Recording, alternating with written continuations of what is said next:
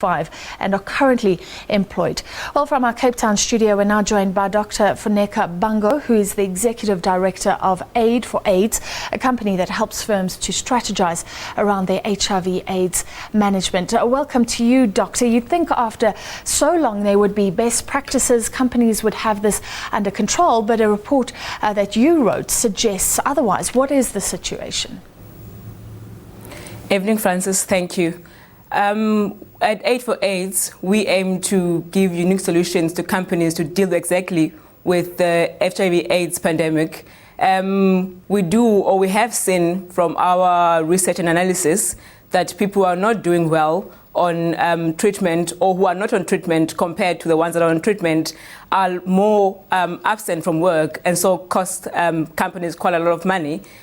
So we're trying to highlight that if you don't make, as a business, if you don't make HIV AIDS your business, it means you will run at a loss. So we try and we endeavor to bring those solutions to companies to face the problem. The fact is we have this opportunity with this youth bulge, not only here but in Africa. It could be an opportunity if those working age people are productive, but a real problem if they're not. Do companies understand that, and that this is their problem, not only governments? That's what we're trying to highlight, Francis. From our perspective and what we have seen, not all the companies recognize that this is their business, and so are trying to highlight the issue because, as you've correctly said, those who are infected and by the virus and affected in their productive ages, working ages, 25 to 49, and we see that in South Africa and other sub-Saharan countries. And so we urge companies to actually put in place those solutions to make sure that they manage properly HIV in the workplace so they get more productive workforce. I think the costs can be verified, maybe managed. I think Anglo has its own program, because if you let workers off to go to clinics, they have to spend long time in queues. It affects productivity. But what about the stigma issue and the emotional issues? Do companies have plans in place to protect privacy, and do they have strategies for managers if someone discloses their status, for example?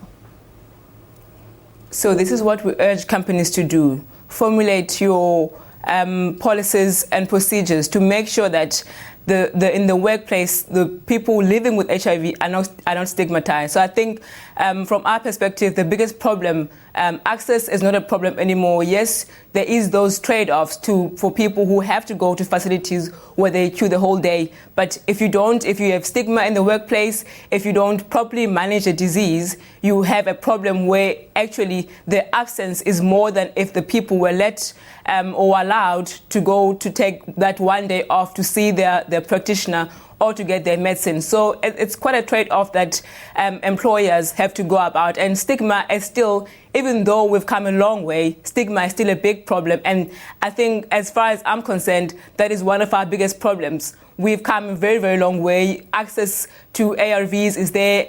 Attitudes are changing a bit, but in the workplace we find that some of those attitudes are still there. Managers, employers, bosses, we struggle with that. So we urge companies to come with policies that will protect people living with HIV in the workplace. What are those policies? If you advise a company, what are the fundamental things, the first things they have to focus on getting right?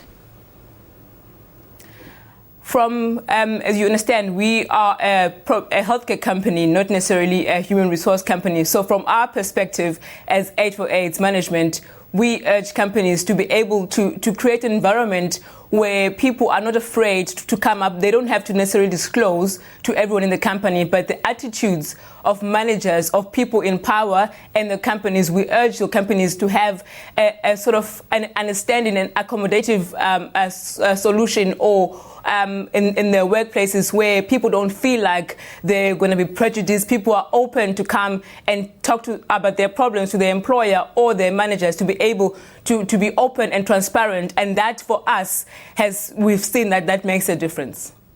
Over the years, some people even say we've become complacent, not dealing with this issue as a priority, sort of backsliding. Would you say that companies at least have gotten better at managing HIV/AIDS, or could we even be going backwards? Some companies have become much better, but from my opinion, I believe that we are taking the foot off the gas, and that is not the correct thing to be doing right now.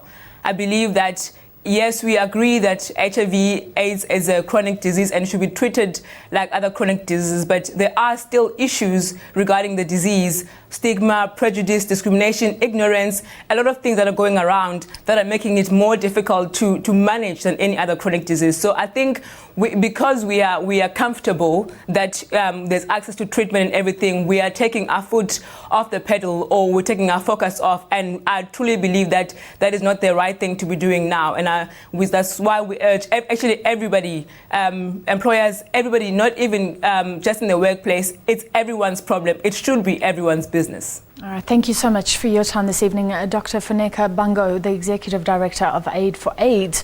And that's where we have to leave it. Unfortunately, we've run out of time, but I'll be back with a business bulletin throughout, little business bulletin throughout Prime Time News.